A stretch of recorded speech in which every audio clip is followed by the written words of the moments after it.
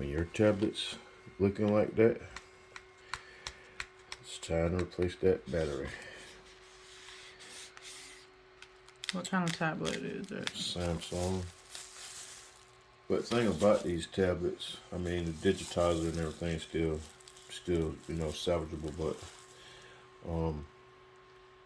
just like a computer, when they come off the assembly line, they're already obsolete. So cutting into this it's a strong chance that it won't go back together.